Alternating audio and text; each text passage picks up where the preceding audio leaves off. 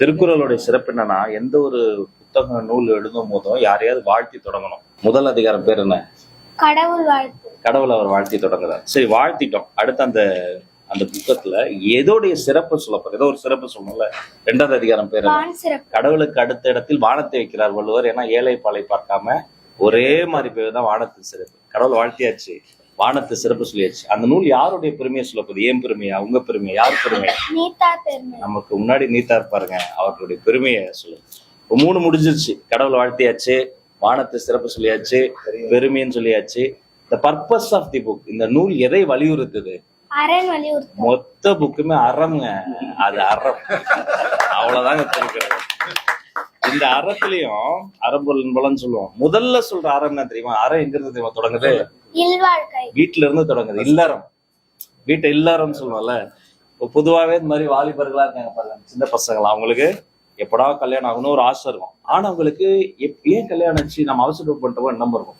அப்ப அந்த வாழ்க்கையிலயும் ஃபர்ஸ்ட் அவர் என்ன சொல்றாருன்னா 6 உதவிகள் சொல்றாரு. இந்த 6 உதவிகள் பண்ணுவதற்கு ஒரு ஆண் ரெடி ஆயிட்டார்னா அவர் திருமணத்துக்கு ரெடி ஆவார். அந்த அதிகாரம் பேர் என்ன?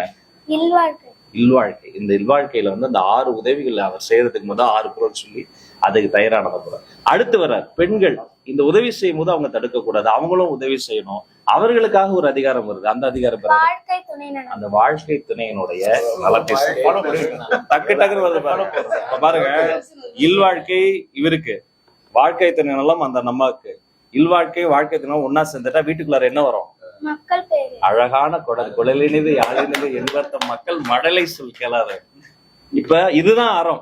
அவரு நல்லா உதவி செய்வாரு, இந்த அம்மா உதவி செய்வாங்க. அவங்களுக்கு ஒரு குழந்தை பிறந்துருச்சு. அந்த குழந்தையினுடைய சிறப்பு அவ்வளவு சிறப்பு. இப்ப அந்த வீட்டுக்குள்ளார ஒண்ணு பெருகும். குழந்தை வந்த பிறகு ஒரு உடைமை இருக்கும், வீட்டு உடைமை, சொத்துடைமை எல்லாம் இருக்கும். ஒரு உடைமை கட்டுக்கடங்காமல் பெருகும். அது என்னது? அடுத்த அதிகாரம் பேரு அன்புடைமை. அதான் அன்பு. இதுதான் அறம். இப்ப பாருங்க, அப்பா அம்மா குழந்தை 3 பேரும் ரத்த சம்பந்தம், அதுக்குள்ளார அன்பு வருது. என்ன பண்றாரு வள்ளுவர்? அந்த ரத்த சம்பந்தம் இல்லாம ஒருத்தருக்கு அடுத்து தர்றோன்றாரு. அடுத்த அதிகாரம் பேர் என்ன? வீட்டுக்கு வந்த யாரோ ஒருத்தரை வாங்க சாப்பிடுங்க, வந்தவங்களுக்கு சாக்லேட் கொடுங்க, தண்ணி கொடுங்க, அப்புறம் தான் நாம சாப்பிட்டோமோ இல்லையாமன்னு பார்ப்போம். இப்ப வீட்டுக்கு வந்தவங்களுக்கு அன்பா காட்டினா அந்த விருந்தோம்பல். வீட்டுல இருந்து ஒருத்தர் வெளில போவார்ல, குழந்தை வளர்ந்துருச்சு. அப்ப அந்த குழந்தை வெளில போகுது, என்னத்த சொல்லணும்? நல்ல இனிய சொற்களை பேசணும், பாசிட்டிவா பேசணும். சில பேர் கத்திக்கிட்டே இருப்பாங்க தெரியுமா? ஏன் கத்துறாங்கன்னு அவங்களுக்கும் தெரியாது, கேட்கறவங்க தெரியாது. இது மாதிரி ஒவ்வொரு விஷயத்தையும் பார்த்து பார்த்து முற்றோதல் பண்ண 1330 குரலையும் இந்த குரல் அந்த குழந்தை இது குரல் குழந்தை. எல்லாம் கை தருங்க. உங்க கூட நான் ஒரு போட்டோ எடுத்துக்கவா? அவங்க 2 பேர் கூடயும் வாங்க.